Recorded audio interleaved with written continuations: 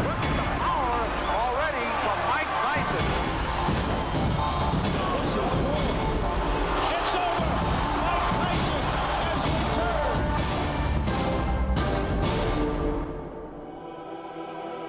This is what a nightmare looks like. Mike Tyson's nightmare. It was the richest fight in boxing history. Mike Tyson wasn't ready. Lennox Lewis was. It was the night Mike Tyson hit rock bottom in the ring.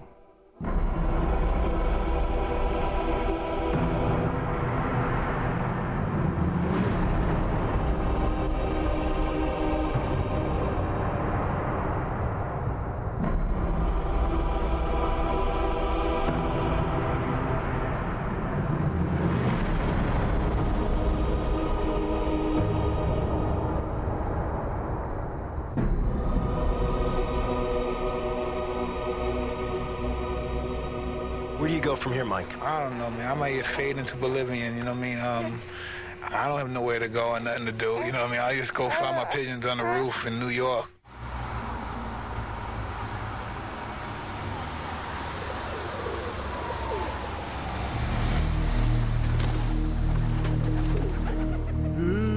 Sometimes I have to be really at my lowest level to really get the purest out of me.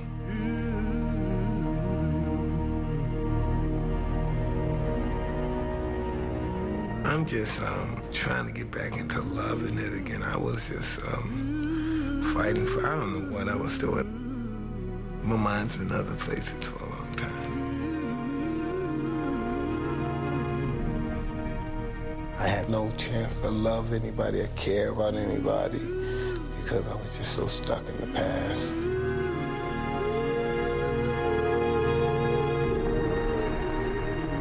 The past is a glorious moment, isn't it? The past.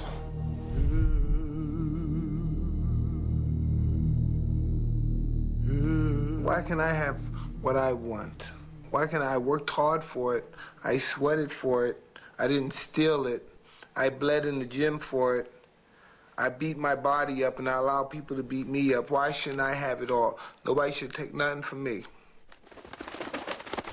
He's earned more prize money than any athlete in the history of sports, and he still works out in a public gym.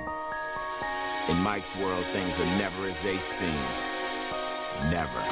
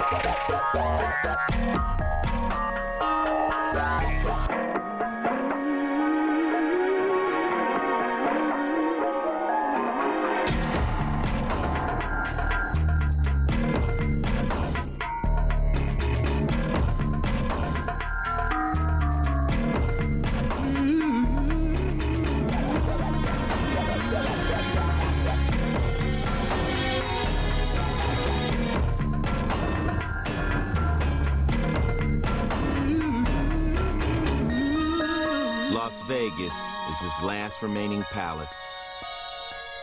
Just like Mike, it is unfulfilled promise, suffering from neglect. People should try being me, you know what I mean? The world I've come from, I've been abused and used. Any way a person could be abused and used. I don't want to look like some enraged animal and stuff. I want to hang out and love life. But I'm not going to tolerate nobody push me around like I'm a chump.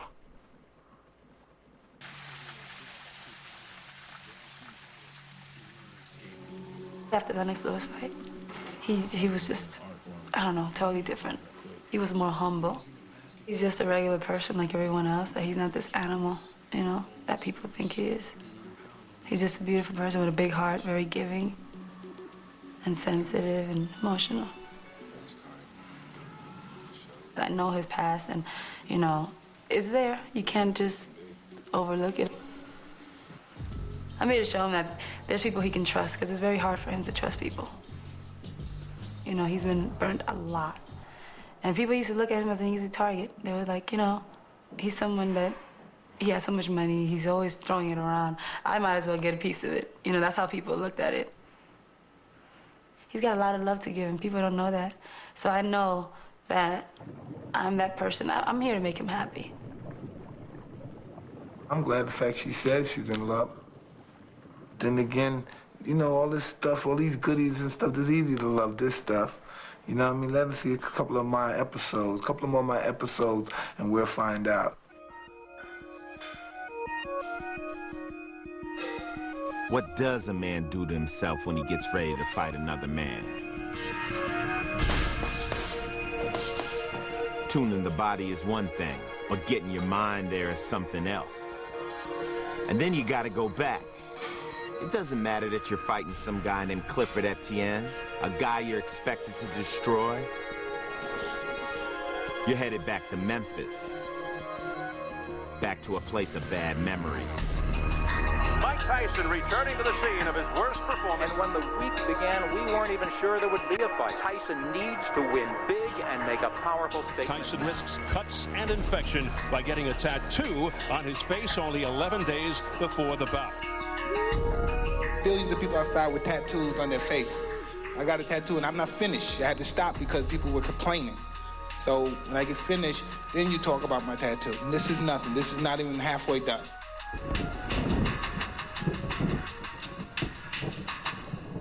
Did speak to Shelly Finkel, Mike Tyson's manager. He did tell me that Mike spent most of the day today in seclusion, very focused, much, much different than when he was here in June against Lennox Lewis. In fact, he said, I wished he'd have had this attitude and this focus going into that fight. So you want to talk to me? What do you want to do with me? You watch my eating techniques there? Yes. I gorge the chicken. I eat like a barracuda. Thank you very kindly. I have no etiquette skills whatsoever.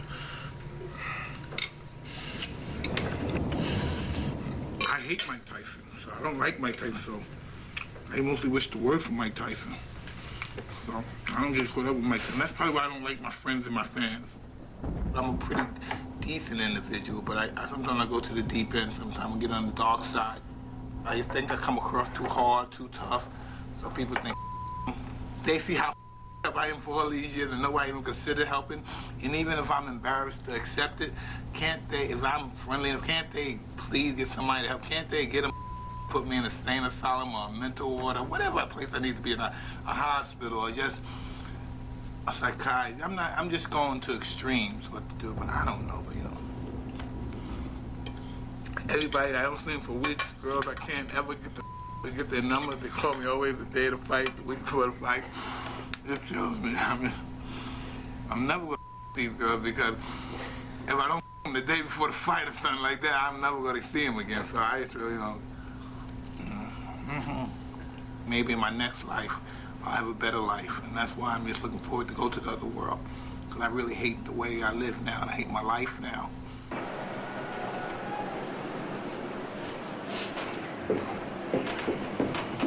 Factors over the names and the means. I'm working at another job. None of my friends have any respect for me. Love is respect, I think. I think love is respect. Now, most of these people love me. I got some money, and you know, of course, it's easy to love people that live like me. Got $10 million houses, mansions. It's so easy to love a person like that. They haven't seen me when I'm homicidal, suicidal, just totally off the rocket.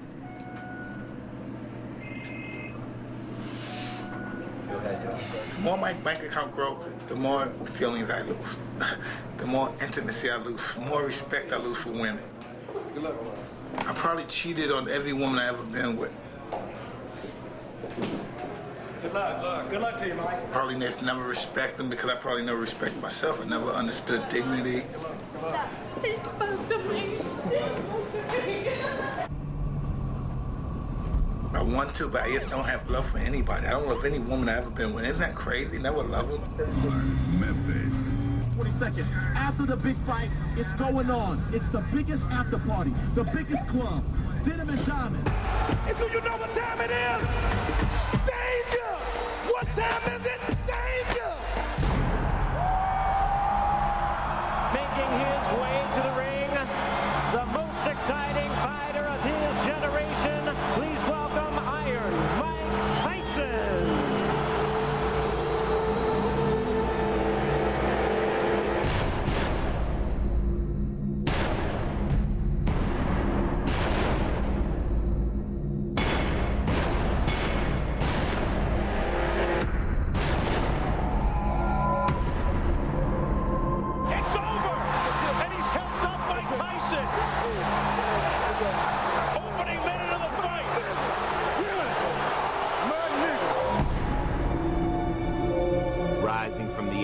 That night, Mike Tyson was reborn as a fighter. At least it seemed that way. I've been doing this for probably 23 to 25 years, and I haven't received any dignity from it. I've received a lot of pain from it. I would have probably received it just in my average everyday life if I didn't fight, but it made me not like Mike Tyson no more. So when your guys show me love, I hate you, because I don't like myself. So we got a little, I got to catch 22 within my own identity, you know what I mean? That's how come I'm very harsh with you sometimes, because I'm very tyrannical, because I'm not happy with myself. I don't care if I live and die. I don't give a about any of y'all, but I do. Hi, Gina. You saw Daddy fight? Yeah, you saw it. Were you happy? Yeah. All right, we're going to try to keep him like that, short, and get him out of there, right? Short. You like to start quickly. Those are the best ones. Okay, I'm let my baby go back to sleep. I just wanted to tell her I love her and I won. And tell other knuckleheads I said hi. Well, I tried to wake them up, but they were out. Yeah, I know them. They ain't going nowhere. Good job. Take care.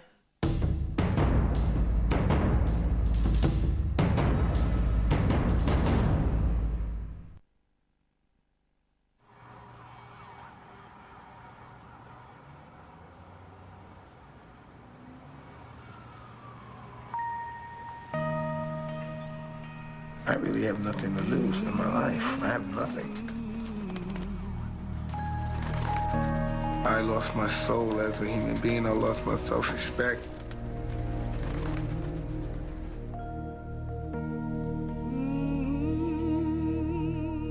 I'm not a lovable guy, so it's really not hard for people to dislike me.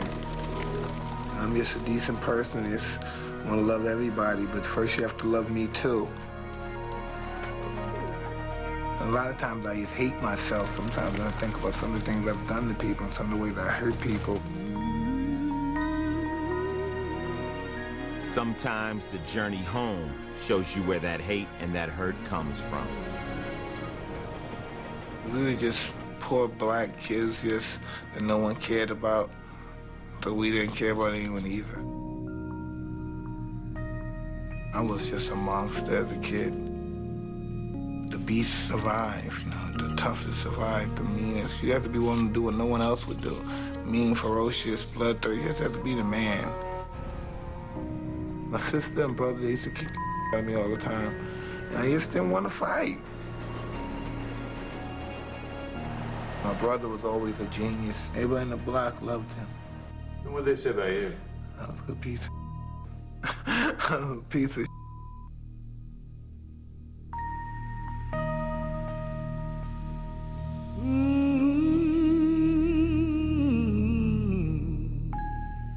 I started breaking houses in Brooklyn. I like the armed robberies. You have to go where the money's at. You have to go in the stores and houses and stuff. I was more inclined to that kind of stuff when I was a child. My mother, my brother, my sister, they would never steal. They would prefer to beg. They embarrassed me a lot because they were too honest.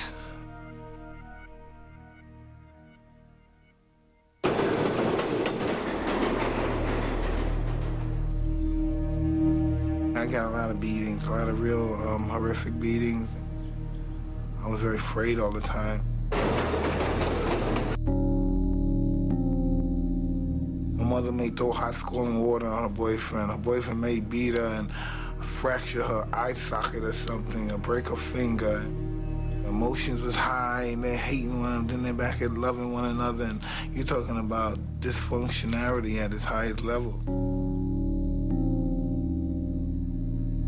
The strongest woman figure in our life is our mother, and normally most young black inner city kids see that figure destroyed by a black man, so I don't know, maybe hold some kind of hatred for our mother's boyfriends or black men in general. By age 13, he was locked up, but the abuse didn't stop in jail. I was really abused by the kids, mostly by the staff members. They beat the out of me. I think I deserved, at least 95% of the beatings. I used to always fought back. I wasn't always successful, but I always fought back.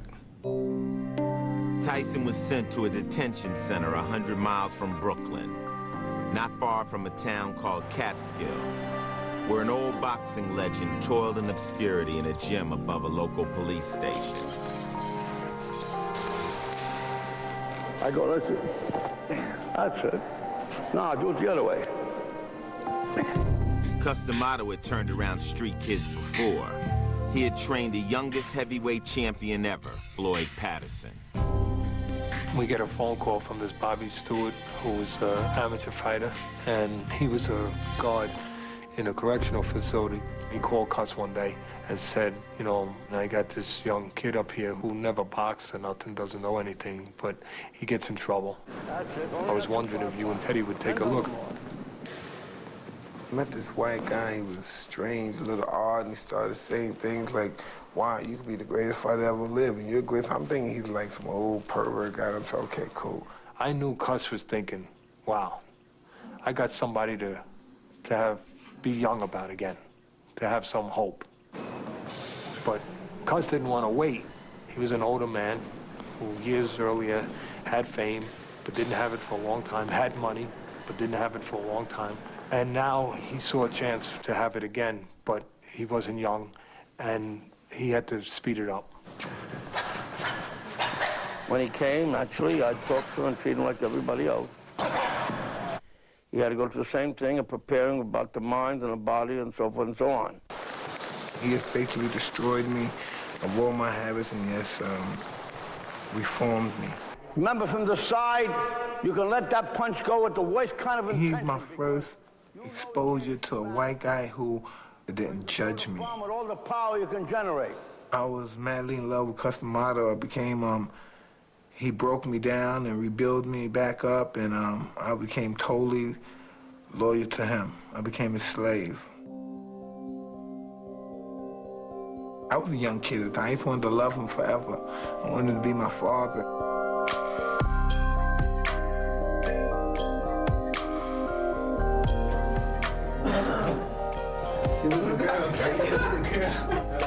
Who's that from the Cus machine? He just a dog. Meat looks good. It is good. It always makes very good meatloaf. I don't have any meatloaf. It's the second time these two men have fought. In their first fight, November 25th, 1938 at Madison Square Garden in New York. It's a good fight. Be champ of the world someday. Just keep your mind where it's supposed to be. Each week I teach him something new. First week I teach him how to slip punch. Second week I teach him how to weave hooks. Each time he come back, you could see he learned real fast because he was interested. Straight over, nice and straight. Cus had it in his mind to make sure he concentrated on the most evident thing, that he could punch and he was going to be a knockout artist.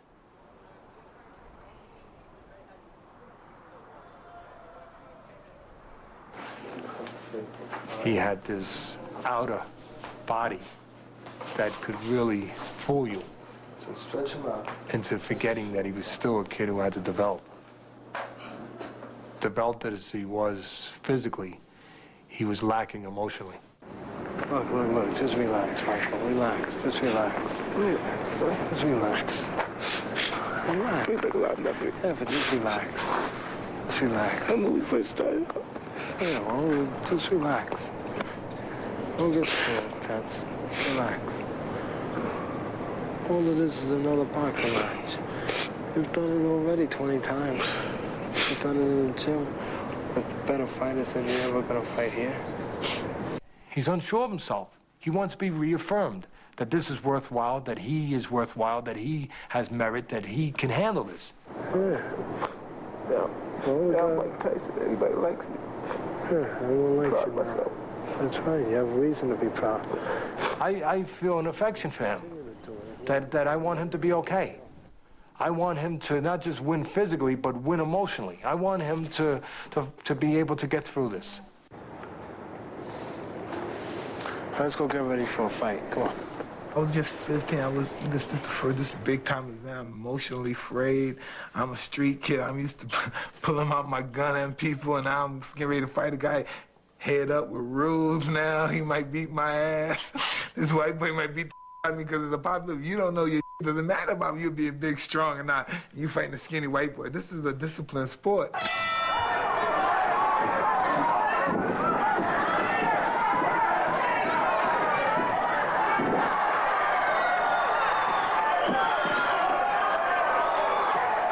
Hey, Cus, 8-second knockout, the first round. 8-second knockout, the right hand. The official came over to him and said, you just set a record. Fastest knockout ever.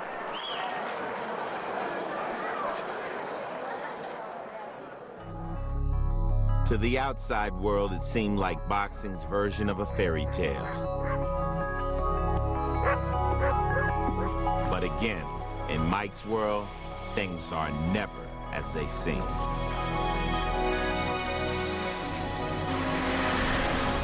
Tyson started having problems in school with kids and with teachers and getting in trouble. There was over 100 reports of girls in one way or another being not treated right, being abused. That stuff was kept quiet because Cus had some meetings with people in the school and convinced them that Tyson was going to make the town famous. Eventually, he was permanently expelled from school. Cus told him that, hey, if they kick you out, don't worry about it, I'll get you a tutor. The problem was he didn't get him a tutor, he didn't get his GED, because they didn't care about it. You know, I mean, he was knocking guys out.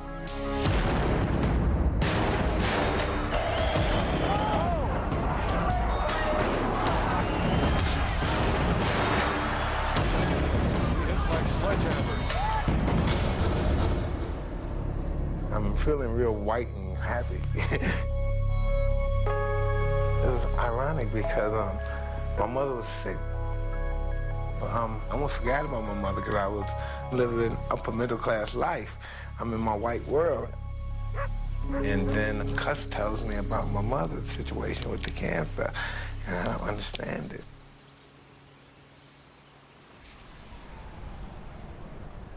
And so I go down, I go to the hospital, and I see my mother. I had no idea. I've seen movies. I've never saw anyone sick with cancer. So I expect to see, well, you know, I love you, but I'm a goner now, Johnny. I'm used to seeing movies. I'm actually to go in there and witness my mother stricken with this illness. It was over. Well, man, oh man, the sunken eyes, the skeleton-like head with the skin tightly around the cranium. It was, whoa, man, it was mind-boggling. So, and she was briefly naked. You could see her breath, and I didn't understand. I just didn't understand that the whole scenario there was, I covered up, I kissed her, I never returned, but I kept telling my sister, hey, I'm going there every day. I've been going every day, but I was out getting high and drinking every night because that that took me for, man, I smoked Angel. I really did, man, cocaine. Man, I must have been 15. I blew my mind. So one day, my sister came home, and I was slept because I was hungover and everything. So I was sleeping. I was in my underwear, and I was walking. I guess to open the door for her, and as soon as I open the door, she punches me right in my face. Boom! And she said, "Why you didn't tell me Mommy was dead?" And I said, "Oh." And I didn't want to get killed right there, so I said, "I didn't want to hurt you. I couldn't tell you. I went there, but I never went." And I don't know. I couldn't even go down and witness the body, but my cousin Eric went with her. It was wild. I ain't never want to do that. That poor. I'm not into that. So, that was just, that was interesting. That was just interesting in my life. That was just a turning point that was gonna happen. That poor, that I was gonna be famous and rich.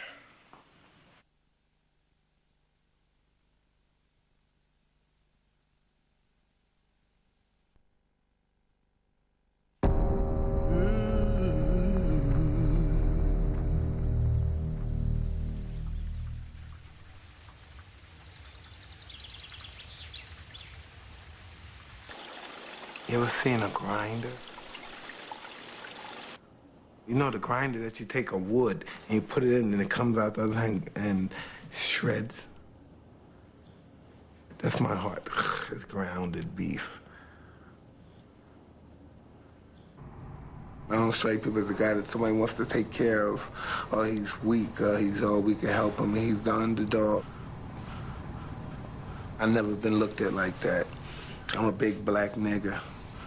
And he's semi-beast, so be careful. He doesn't need help. He needs to be locked up. When my mother died, that just really overwhelmed me. I didn't even care. I lived in this play world, and it was overwhelming me. It was really crushing me at the time.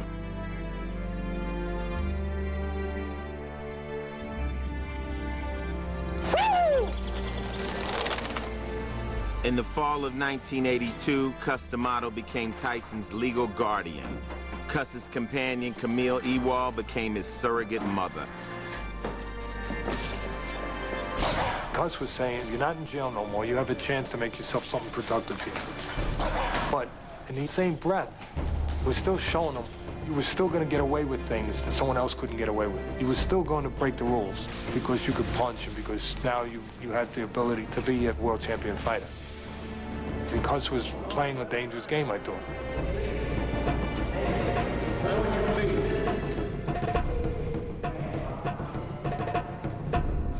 Teddy had married a young lady. We were all kids then, and he had a sister-in-law that was a young girl, and we were all friends. And I guess I was a young boy, and I was fresh, and I grabbed her butt. She was 11 years old, and she was part of my family, my wife's family, and he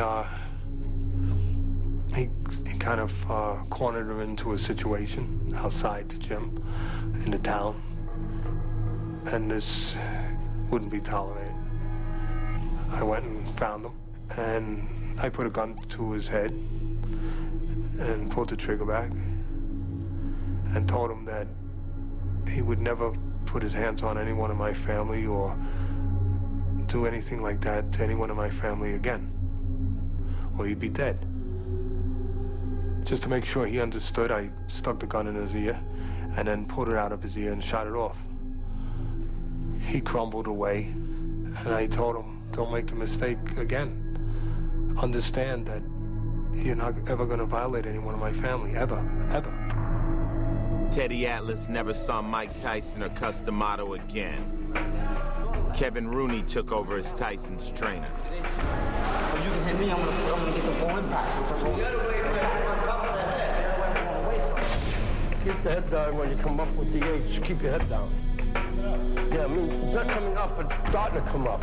You can make it perfect. It's good, but it's not perfect. In March of '85, at the age of 18, Tyson turned pro. The first-round knockout became his trademark, and the TV commentators began equating him with animals. Already for Mike Tyson. Look at the size of him. He looks like incredible. Every punch Tyson throws is meant to knock you out. In the truest sense, he's an animal. What a specimen by Mike Tyson here.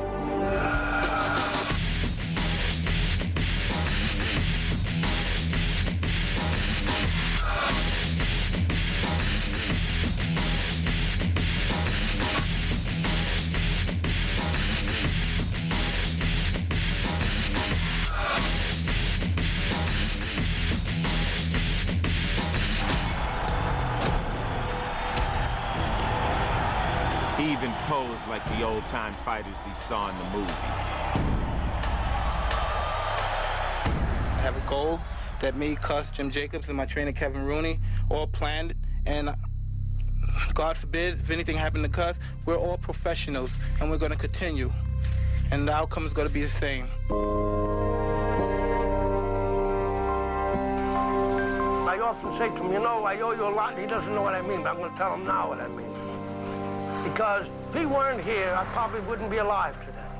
The fact that he is here and doing what he's doing, and doing as well as he's doing, and improving as he has, gives me the motivation and interest to stay alive. And I will stay alive, and I will watch him become a success. Because I will not leave until that happens.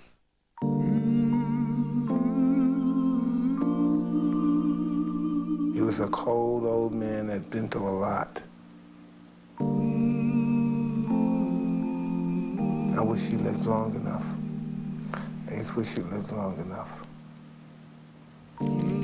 Cus D'Amato was 77 when he died in 1985. He was the only father Mike had ever known.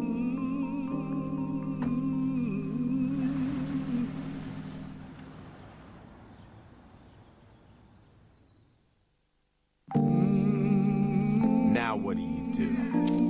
Who do you trust? Who do you believe? You're an alien in your own world.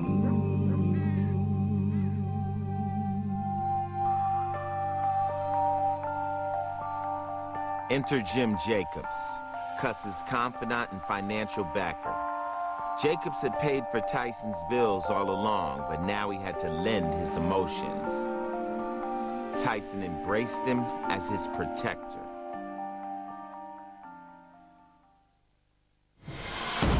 Nine days after Cus died, Tyson was back in the ring.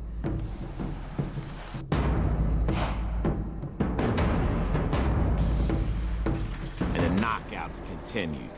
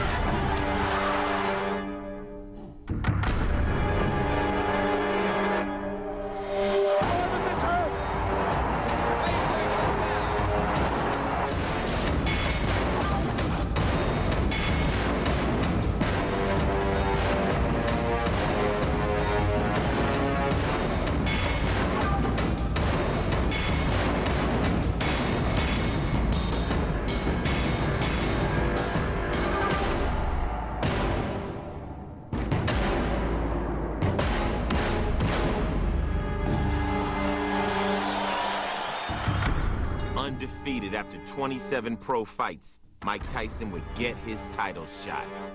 A day with destiny at the age of 20. I'm born to destroy. I'm born to be champion.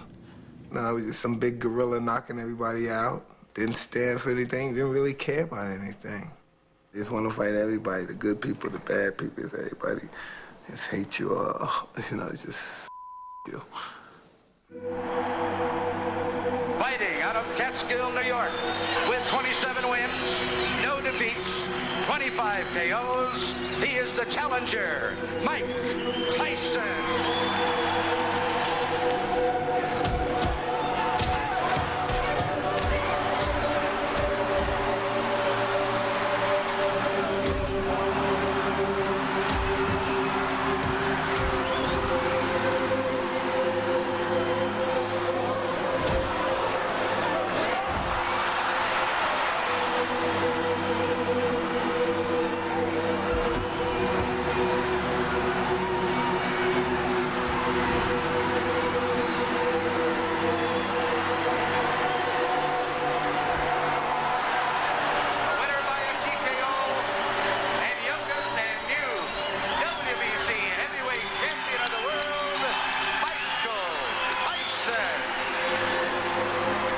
Enter Don King, Berbick's promoter.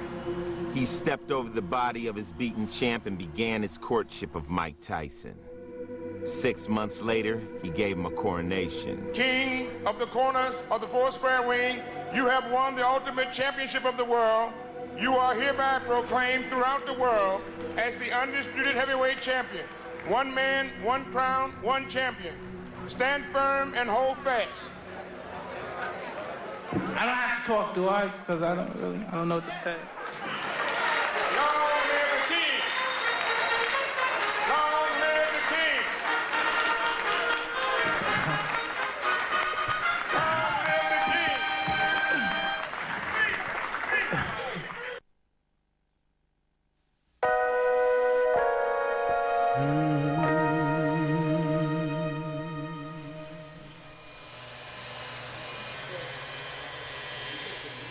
It's so complicated to think that you're trying to somehow save somebody, but you're kind of drowning. You know what I mean? You kind of jump in the pool to save them, and you're kind of going under. I wanted to take care of him. He made me want to protect him and have everything be okay for him, and he made me want to right every wrong ever done to him. I held him a lot, and he'd cry a lot. Michael's a person you could just fall in love with. You know, there's really something about him where you're like gaga over him. What the S. Scott Fitzgerald say, show me a hero and I'll write you a tragedy. What, they build us up just to break us down. The Beauty and the Beast, that's a great story. But the beauty couldn't train the beast. And he ate her. That's man, come on, that's real white to make you look like, an evil black monster. You raise a pit bull, then you get mad because it eats the furniture. Fame. It's a cold game. In Mike's world, it wasn't a good thing. He was controversial enough in the ring.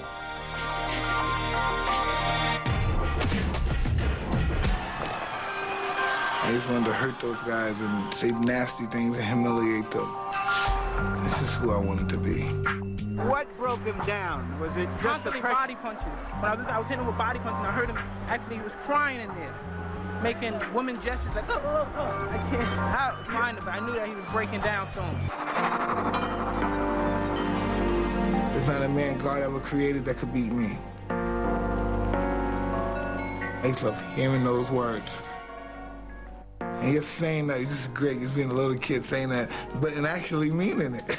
Being 19, a little kid saying that to all the grown men. Come on, you want to try me? I'm the best fighter that God ever created or produced. Who want to stand and try a chance with me? But back then, I had to come outside for real, a street fight. I was a maniac. I think there's a reason the world loves him so.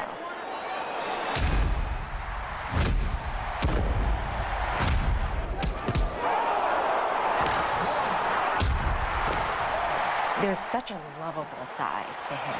It's really so soft and gentle and, you know, sort of like a bear. The winner, and still the undisputed, undefeated heavyweight champion of the world, Iron Mike Tyson! I remember him grabbing me and saying, "You're gonna be my woman, and I'm gonna love you like no one's loved you," you know, that kind of thing. I was just young, she was young, we were crazy at the time. Two crazy people in love, you know, too much passion sometimes. When they met, Mike was 21 and Robin was 22.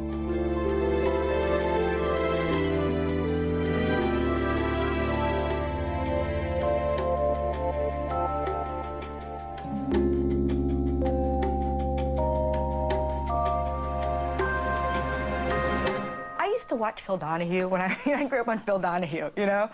And you watch those shows and you think of women that have been hit and you go, oh my God, that would never happen to me. What's wrong with this woman? I remember the impact. I remember the turn and the hook.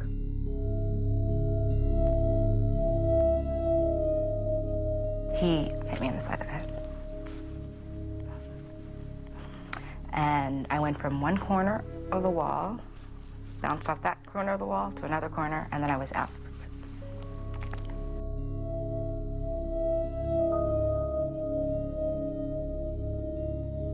I didn't think he would do that. I was shocked. I went from being completely numb to completely embarrassed. I remember thinking, wow, he must really love me. I remember feeling that. Not thinking it, feeling it.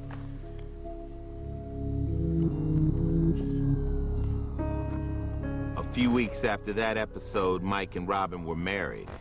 Their life became an open book. Fantastic! Their honeymoon played out before the world press in Tokyo, where Mike and Robin were treated like royalty.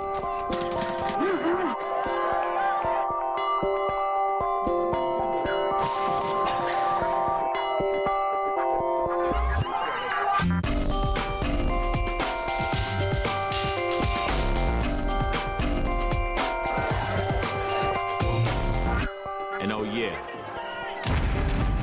there was that Tony Tubbs fight. Tubbs is hurt. Tubbs is hurt badly. It was a left hook. Fight is over. With stunning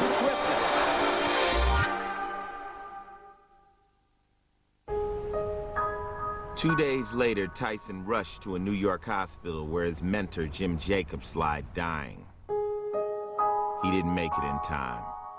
Tyson never got to say goodbye.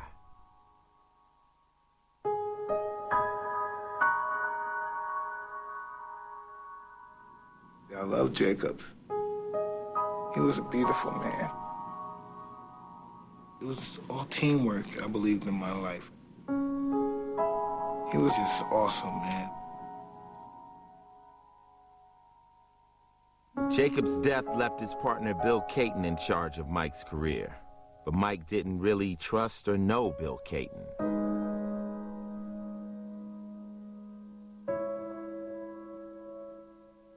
At Jacobs' funeral, in rode Don King, sensing the first real crack in the Catskill connection. Jim was the protector in that world. And a lot of people knew that Michael didn't have a relationship with Bill, so he was pretty much up for grabs. It was like open season. Who's going to get him? Jim, you know, why didn't you let us know? Like, why didn't you prepare us, you know? Because I honestly believe we weren't prepared for Jim's death. And he hadn't prepared us for what was going to happen. Sorry. Give me a minute. Greed reaches at the deepest core of people. It reaches deep at them, and they're fighting for me and stuff and all that crap. And then that made it easy for Don King to sneak in, and he used, and he got me good. He was pretty good. He's a very interesting individual.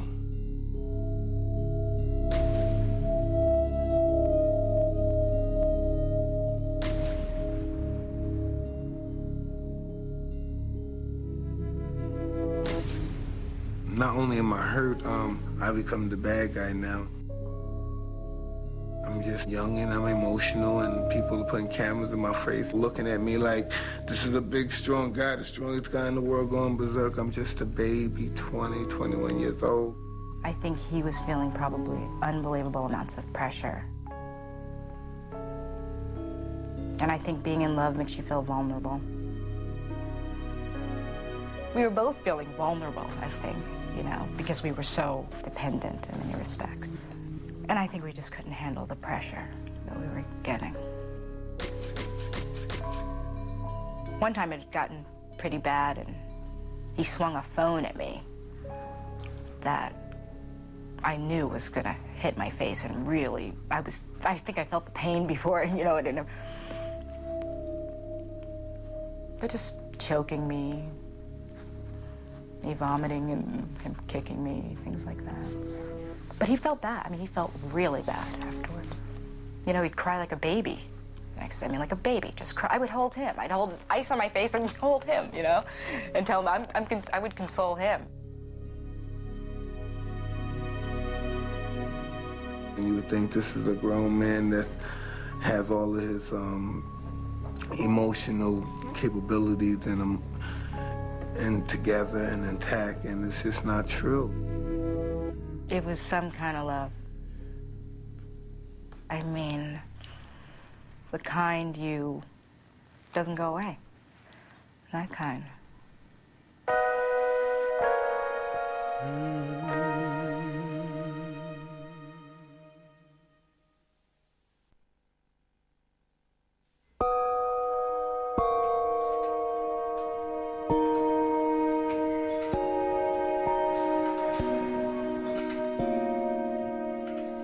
I don't know why I wanted to be a renegade anyway. I was just living my life, being Mike Tyson, doing what I want to do, just being rebellious. I just wanted the taste of that world, you know what I mean? I wanted that forbidden fruit that everyone else had. But those ordeals, and you say, whoa. Sometimes it's so ironic. Sometimes I think about things that when I was 20 or 21, and I used to get so nervous. I thought, oh, God, what was on my mind? What was I thinking when I was doing that? I want to accomplish greatness. I want to, you know, that's what me and Cus planned to do when we first started. You know, I want to get some closure with myself and get some kind of greatness. I popped on the scene and made it, and the realer I became to myself, the more phony everything else was around me. You know, I'm a great manipulator. You have to understand, in order to be the greatest fighter in the world, you have to be the greatest liar in the world. Deep down inside, I think I'm just an actor, entertainer crying out. You know, I'm doing it in the ring. Ah! I don't know what the hell I am. I'm a nut. Out of the ring, New York became the focus of an investigation of Tyson's finances by his wife and mother-in-law. The newlyweds tried to buy a house and found out they had almost nothing in the bank. Robin and her mother were cast as gold diggers, and the press frenzy began. Is Tyson's business manager, Bill Caton, trying to break the bond of matrimony in order to strengthen his bond with the multi-million-dollar fighter? In many respects, Bill tried to throw up smoke screens for what the real issue was. Robin Givens demanded an accounting of her new husband's worth.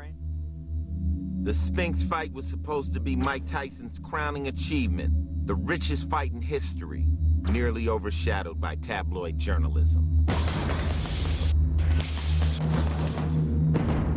Robin miscarried their first child just 2 weeks before the fight. Mike was devastated. Robin was accused of lying about the pregnancy. But the show went on. At least it did for 91 seconds.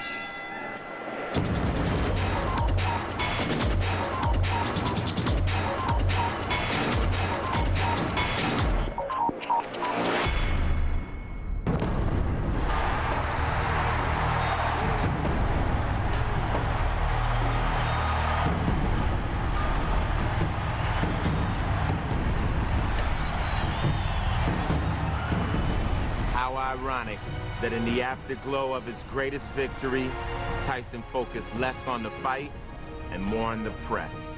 I wasn't really appreciative of what you guys, quote, the reporters, did to me.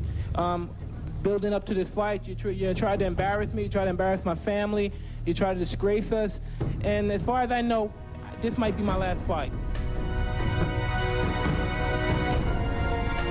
Mike would say goodbye to the Catskill connection.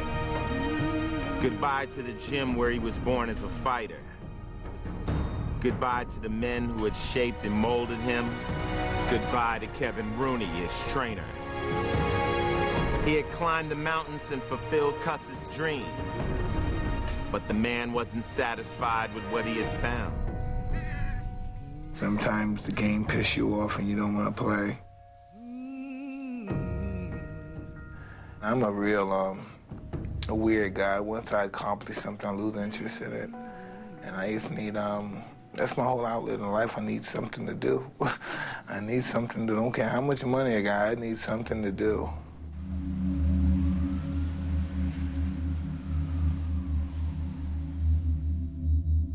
It just started getting dangerous. So when I say I'm happy that everybody's alive in my family, like, it got dangerous. Basically, like the doctor said, if he wasn't going to take his medicine, then you're the one that should be coming to see me. So now they're going to basically say I'm crazy and mentally disturbed. I saw a bunch of psychiatrists. It made me more up than I was when I first went in there.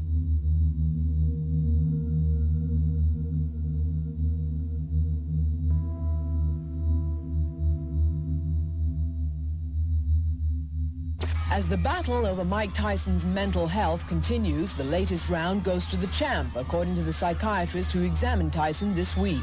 Mike Tyson's problem or disturbance does not rise to the level of a serious mental illness called manic depressive illness.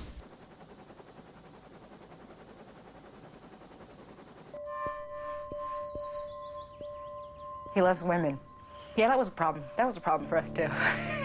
The loving women part. I remember Michael picking him up one time, and actually he had on a white sweatsuit, and he had lipstick stains on his crotch. I was a pig. I've never been faithful to any woman I ever met in my life, and it wasn't easy for Robin to live with me either. You know what I mean? I'm a dirty dog, down deep. I found a condom. That was a terrible feeling. Well, I just wanted to live a reckless life. I just didn't think no one could be champion better than I could be. I could beat any bastard in the planet. He hit me. But Tyson said Green ripped his shirt after hassling him about not getting fully paid for their garden bout. So what I suffered. This is what I suffered. Tyson's car skidded off a wet road and slammed into a tree, knocking the fighter unconscious. He was taken to a local hospital and then transferred to one in New York City. You okay? All the while, his wife tried to keep the media away. No, give us a break. Come on, get a break. Give us a break. Give us a break. Give us a break. Good. I mean, he ran the car into the tree. I mean, it wasn't an accident. But do I think he wanted to kill himself? No. But he did run the car into the tree. Tyson left the hospital Wednesday, apparently after seeing a psychiatrist. Then he got on an airplane and flew off to Moscow, where his wife will be taping some TV shows. In Russia, I would say, I thought somebody was going to die. Me or him.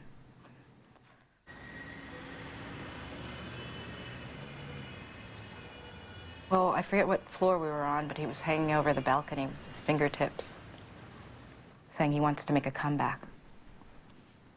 I said, you can't come back. You're number one, you know. I don't know how I got him in the room. But you'd think he passed out. I think he'd been drinking and he passed out.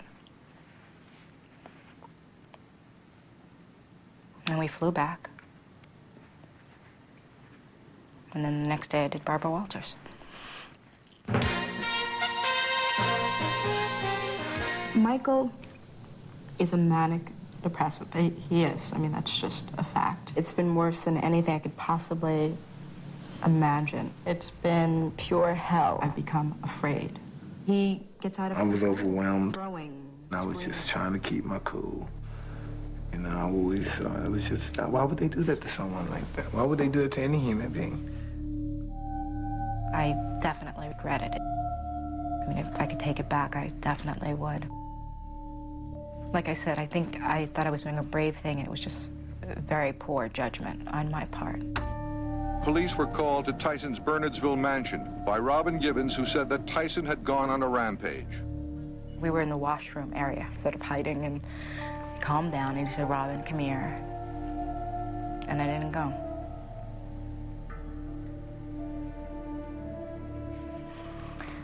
I didn't go. It was the first time I didn't. There's two young kids that wasn't supposed to be married in the first place, and yes, everybody in the world in your business make you feel like you're in a freak show, and you play into it sometimes. Just, you know, it's just crazy. You know, it's just crazy. Robin Gibbons fled to California from her husband, the heavyweight champion Mike Tyson. And today, Marvin Mitchelson filed for a Gibbons divorce from Tyson.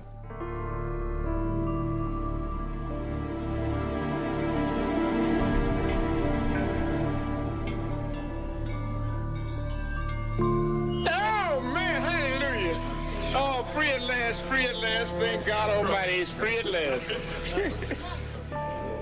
2 days after Robin left Mike, he was baptized in Don King's church by Don King's minister under Don King's rules. He told me all those white were no good, they ain't. They out to kill us all. They're gonna put us in the Holocaust and fry us like they do the Jews. We gotta fight these. Oh, he told me some good. Oh, I love that. Oh, yeah, we gotta get them. They're gonna fry us. And I started believing that they hate us, you know, and I played into that stuff.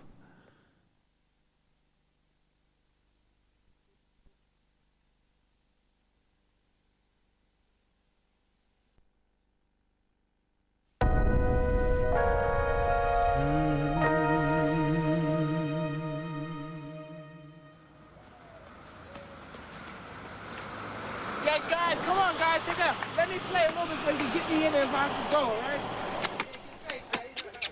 Yeah, money. When I was going through my divorce, I was just in a state of hysterica. It was just awful. And I got manipulated into that situation, and I don't know, I was just very much unhappy from then on. And when I'm pretty much unhappy, I'm just very self-destructive. Mike knew he was headed for a fall, but the rest of the world had no idea. Tyson versus Buster Douglas looked like a joke on paper. The line was 42-1. With matching coats, Mike and Don King arrived with all the smugness everyone expected. He'd get millions for knocking out another chump.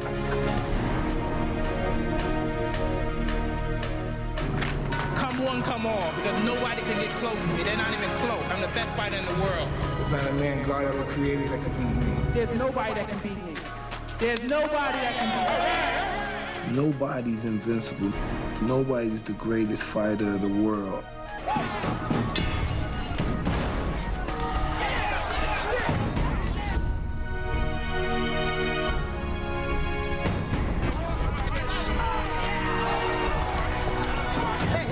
Mike Tyson is hurt. He got a little overconfident. Tyson is holding on. There's a right hand uppercut, and down goes Douglas. As suddenly as that. Tyson needed something like that desperately. Douglas comes back with a left and a right. Tyson is wobbling. Tyson needs the ropes. Without the ropes, Mike would have gone down. Down goes Tyson.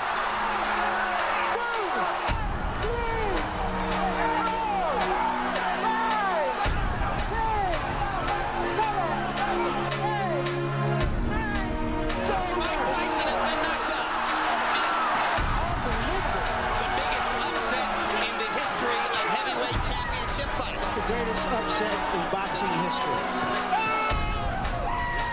You know, sometimes the guy just breaks your will in a way, and you just say, it.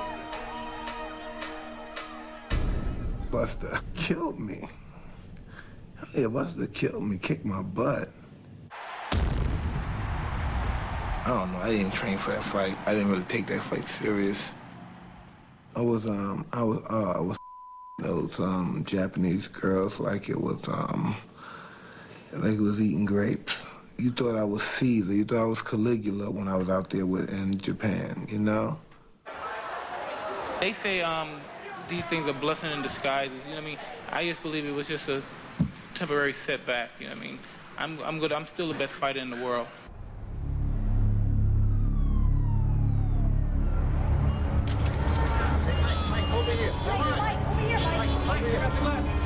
What happened in Tokyo? Well, it's a bad situation at the time, but I'll be okay. Buster Douglas fought a great fight, and I'll be champion again within 6 months. Mike Tyson wouldn't be champion again for 6 years. No fighter would stop him. His lust for women would. I said, try that again, and I'll smack the blank out of you. It's like, whoa, we have a live one here. He has to be taught a lesson that he can't treat women any way he wants to. He just came at me. The next thing I know, I'm on the ground.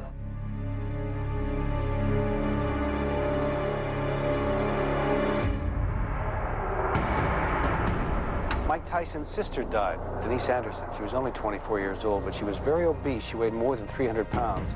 She died of a heart attack at home in Queens.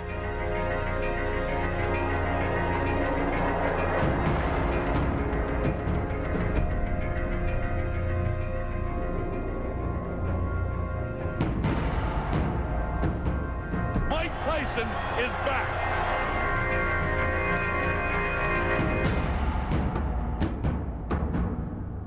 Hello, my name is Desiree.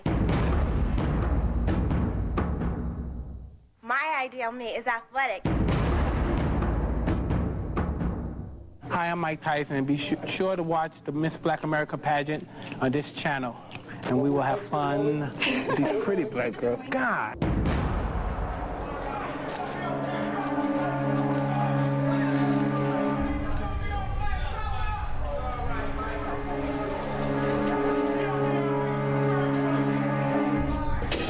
Oh, I'm in a dream day after day. Beautiful women, such an array. What can I say? An Indiana grand jury has indicted former heavyweight boxing champ Mike Tyson. He is charged with raping a woman who was a contestant in this summer's Miss Black America pageant. And I was like saying, no, get off me, please, get off me. And he was like, don't fight me. And the person was a lot stronger than I was, and he just did what he wanted. And I was saying, stop, please, stop. And he just didn't stop. Mike's defense fell to Don King's tax attorney, Vince Fuller. Fuller had never tried a case like this before, but King was confident until the end. We're very thankful for the verdict of guilty, but I don't think we should lose sight of the fact that this is really, in some ways, a tragic moment because two young people's lives have been dramatically affected. Desiree Washington knows what happened in the room. I know what happened, and I know I'm innocent.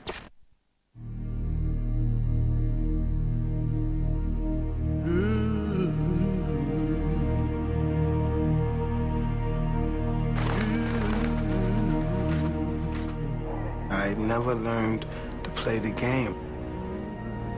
I just was angry at myself and angry at everybody. The judicial system hates me. It just hates me. For what reason? I don't know. What the did I do? Why would you give me 3 years? If the sentence was 63 and you gave me 3, you knew in your heart I didn't rape anybody. You know what I mean?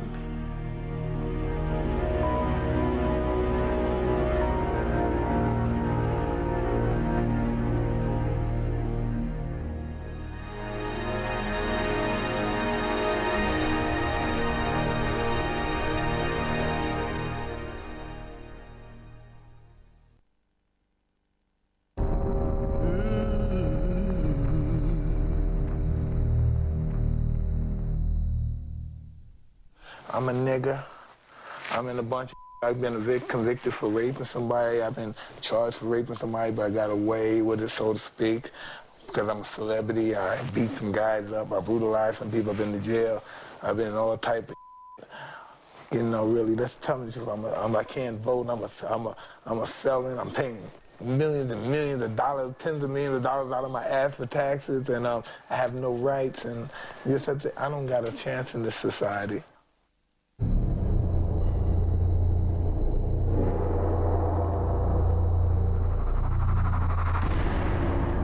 When I went to prison, it changed my whole outlook in life. It really me up. My attitude became really ugly and nasty. It made pretty much of an animal out of me. I'm in here for something I didn't do, and I'm innocent. It's every day I'm walking a thin line through hell. People come out of prison, they come out in worse condition than it was when they first entered. Jail don't rehabilitate anybody. The only thing you're doing there is multiply hate and hate and hate. Hate. You fall in love with hate in prison. After 3 years in prison, he again fell in love with Don King, signing a deal worth over $100 million just days before his release. He emerged coverage just after 6 a.m. to the glare of hundreds of cameras. But the world would see and hear little of Mike Tyson as he shed the title of inmate number 922335.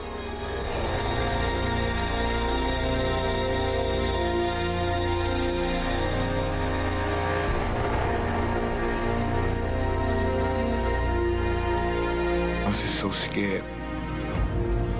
Now I'm back in society, and no one cares either.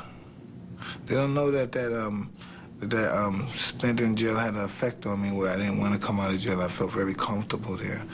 I was afraid to come home when I left in the end. I didn't want to leave. I was trying to go back, you know, but they wouldn't take me back.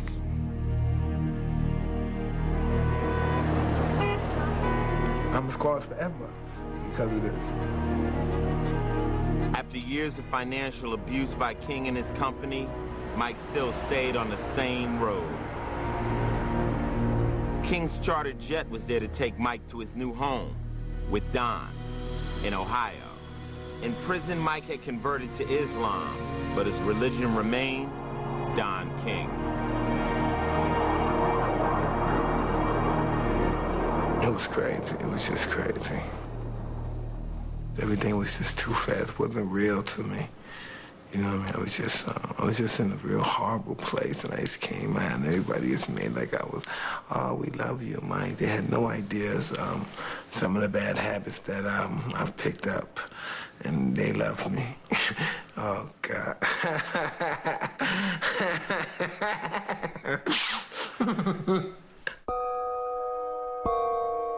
They told me a lot of dreams I didn't know what I could do when I got out. I just didn't know where I trust these guys, and I believe they have my best interests. But I didn't understand what's going on there. Really, I didn't. Afternoon. In the last 3 years, I had the chance to reflect on my life and develop my mind, and I will continue my journey to making myself a better person. I came out with more vengeance than anything. I used to be more evil and vengeance, you know. There's been a lot of speculation about my plans, and here they are. I will fight again. I signed contracts with these people for large sums of money. They didn't want to hear nothing. They didn't want to hear you need some time to get your mind together and your life together. You need this money. You have to pay back this money. There's no question that when Mike was in prison, he was effectively bankrupt. Mike's future was well planned out by Don King prior to him getting out of prison. He gave trust to him in many, many, many areas, and Don managed to ensure that Mike had no lawyers, no financial advisors, and no accountants. I was walking him through some of the legal documents, just one of which managed to take $43.5 million out of Mike's pocket and put it into Don's pocket. Cus once told me, I never forgot that. He said, hey, there's animals disguised as human beings out here. You're not sophisticated enough to decipher the two. In April of '95, Tyson moved his base of operations to Las Vegas.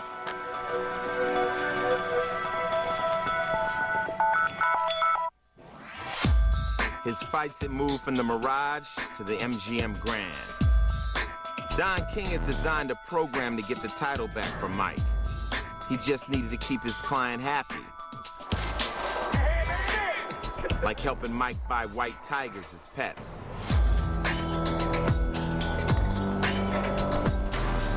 His house was next to Wayne Newton. By early '96, Monica Turner, his girlfriend from prison days, would have their first child. There were often times where I felt that there were outside people who kind of manipulated what should have been a personal relationship for their own interests.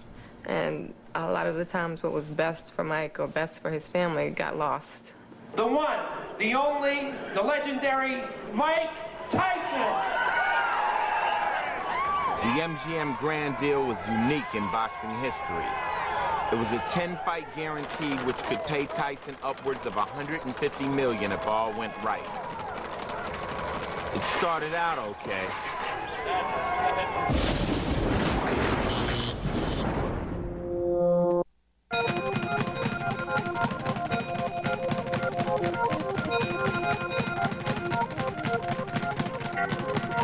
First it was McNeely, then Mathis,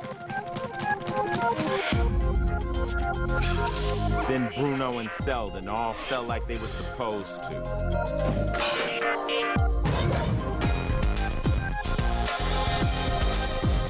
But Evander Holyfield didn't follow the script.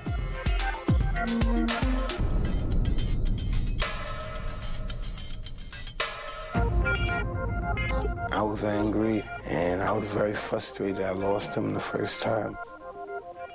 I didn't even know how he beat me.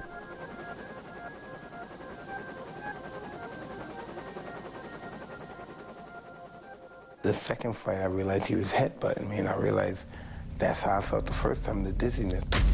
So I started feeling the same blackout type of feeling. I was angry, and I reached out in very stupid rage.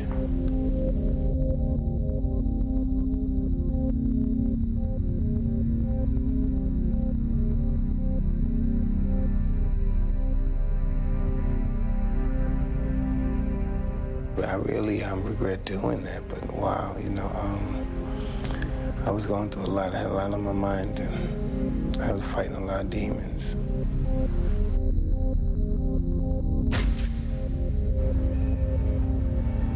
Saturday night was the worst night of my professional career as a boxer. Mike Tyson is temporarily suspended.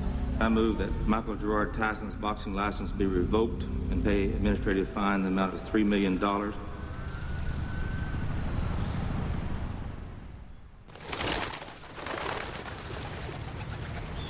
White society thinks I'm an animal, a wild beast out of control, ready to rape their daughters or hurt them or do something drastic to them. I'm just the biggest prick as they are. You know, I'm whatever they want to be. I could be a kind, regal cat, and I can be a raving, stalk, mad maniac. I've been a lot of things. I've been many of things and many of people. You know what I mean?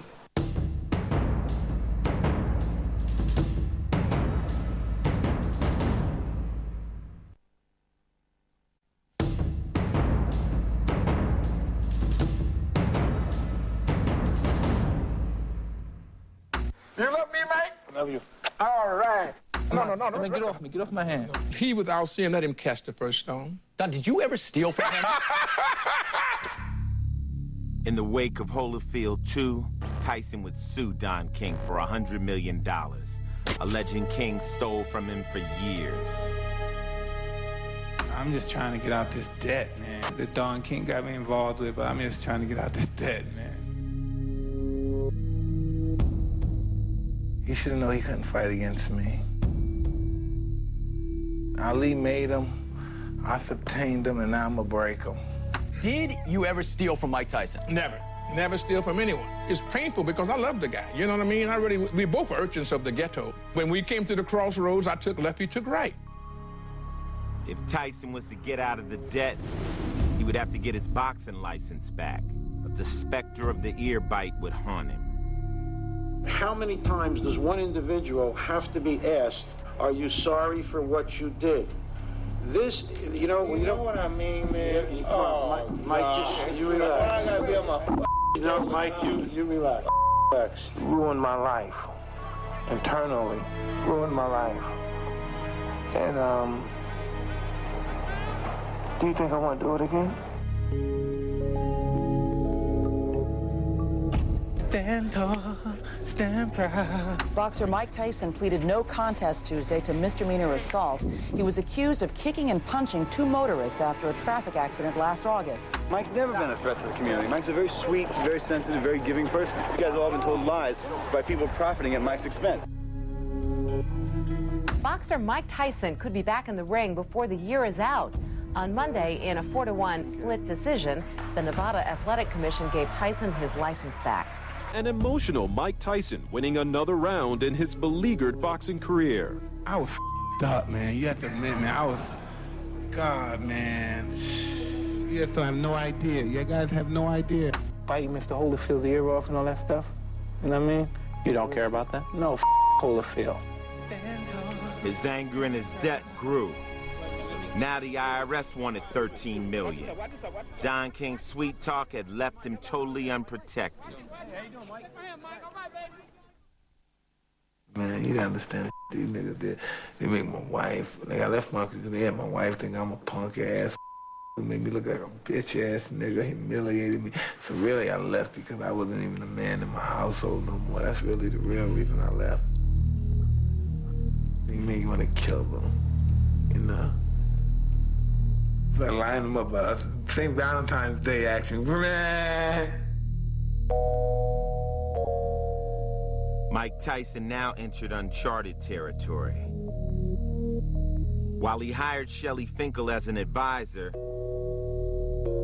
he was spinning out of control between depression, anger, and rage. How about the 19 months off? What about it? What about it? Does it pose any problem to you?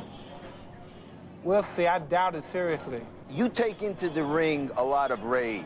You know, who cares? We're in a fight anyway. What does it matter? Well, for example, rage against Evander Holyfield worked against you. Well, it. It's a fight, so whatever happens, happens. Mike, why do you have to talk like that? Well, I'm talking to you the way I want to talk to you. You have a problem, turn off your station. You know what? I think we'll end the discussion right now. Then we could. You got it. Have a nice fight, Mike. Fuck off.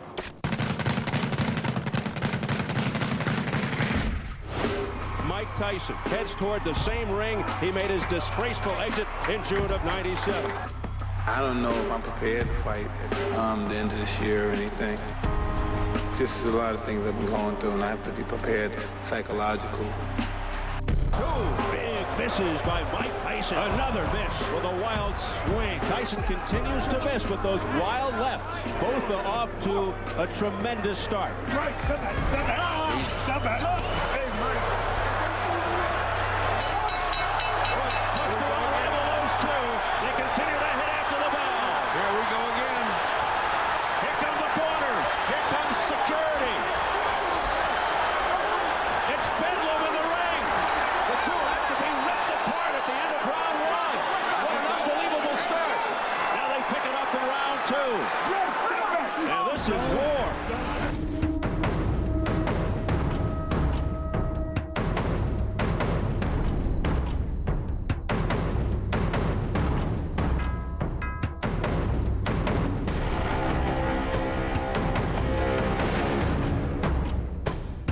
Both are stumbling around. 8, 9, can he make it? It's over. It's over. Mike Tyson has returned. I'm not afraid to die. I'm not afraid to waste my life, because when I die, I'm going to paradise. And I'm not worried, so I'm in a hurry to die. But no one's going to disrespect me, and no one's going to write nonsense about me without me retaliating back.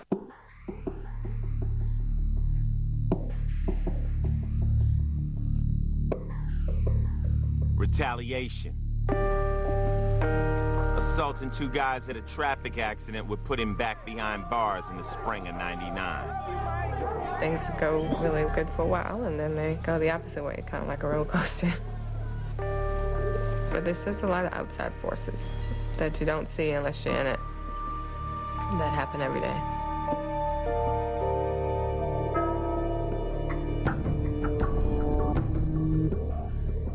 Former boxing champion Mike Tyson is a free man this morning. He was released after spending 3.5 months in a Maryland jail for assaulting 2 drivers over a fender bender. The final obstacle to his release was cleared when an Indiana judge ended his probation on a 1992 rape conviction. A spokesman says Tyson will return to the ring.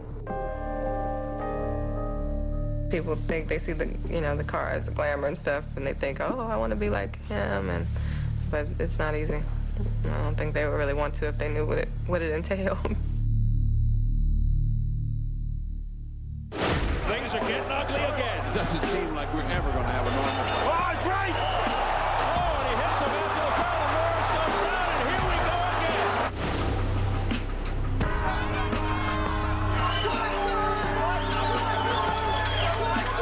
Body shot, brings him down.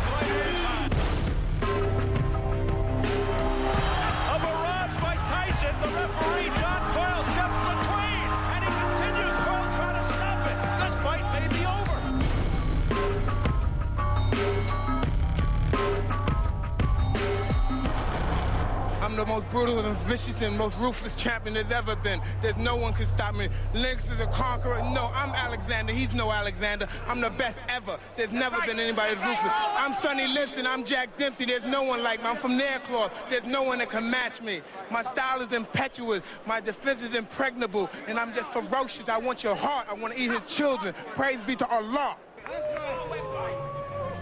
All right, Steve, you guys could decipher that.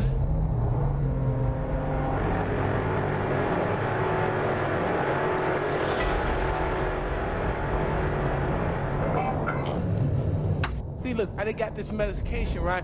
It even makes me slur. Like sometimes, like one day for 1 second. I'm serious, man. Y'all laughing. They got me. I'm on this Zoloft thing, right? But I'm on that to keep me from killing y'all. I won't talk nice to you and talk about fornicating with you and letting you suck my because if I was eloquent with you, you would still look at me as a scumbag. If I wish one of your guys had children, if I could kick them in the head or stomp on their testicles, for you could feel my pain, because that's the pain I have, waking up every day. I normally don't do interviews with women unless I fornicate with them. So you shouldn't talk anymore. Unless you want to, you know.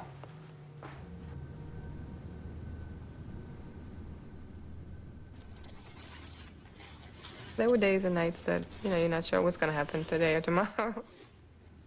I loved him through a lot of ups and a lot of downs, but I couldn't take the hurt anymore. We got along great, other than the whole issue of, you know, other women. So I made the decision to file for the divorce because I just got to a point where I couldn't do it anymore.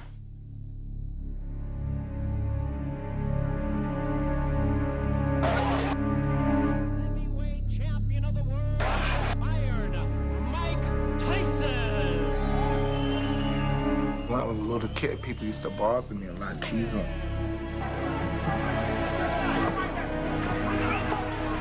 As I got older, I started fighting people back.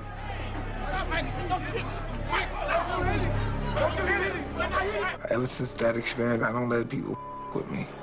Put your mother in the straight jacket, you punk-ass white boy. Come in and tell me that if I you in your ass, you punk white boy, you faggot. You can't touch me, you're not man enough. I eat your alive, you bitch. You hoe. Come and say to my face, you ass for everybody. You not man enough with me.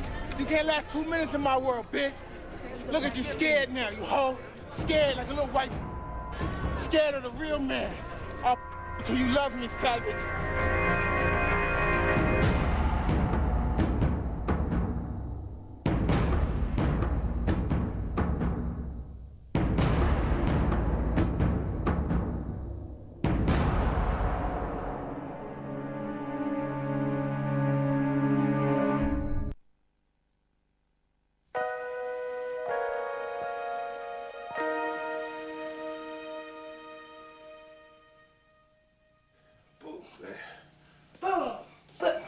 This one right here. Damn. You know, nobody really feels for me no more in this world. I guess they just wrote me off pretty much. I'm thinking more about what I'm going to do after box. I'm going to work. I'm going to take care of my kids besides the trust funds and all that. You know what I mean? That's what I think about how I'm going to take care of their kids, my grandkids now. I'm a real angry and bitter man, Mr. Mike. I'm real angry and bitter at some people.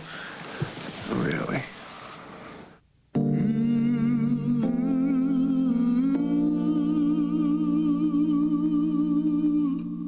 Oh, Mike Tyson making national news. Mike Tyson is telling his story on Fox tonight. Just when you think Mike Tyson can go no lower, he manages to do just that. Mike Tyson has certainly not lost his touch. Tyson drew attention to himself. His comments were nothing. It looks like the former short world champion doesn't have a problem saying what's on his mind. Tyson again denied he raped in an interview with the Fox Network to be aired tomorrow. Certainly isn't the first time Tyson has put his foot in his mouth. In fact, Tyson again denies that he raped former Miss Black America contestant Desiree. Did you do this? Did you rape her? No, I ain't raped that slimy bitch. Why do you think she said you raped her? Because she's really a bad person. I used to hate her guts. She put me in that state where I don't know. I really wish I did now, but now I really do want to rape her and her mama. More trouble for former heavyweight champ Mike Tyson. It happened early this morning in downtown Brooklyn. The volatile heavyweight is charged with misdemeanor assault. I'm a nigga. I'm a big, strong nigga that knocks out people and rapes people and rips off people, you know what I mean, bully people. You. I'm gonna live my life. I understand this society that I live in hates me. I'm gonna suck. I'm gonna spin it. I'm gonna live until they kill me.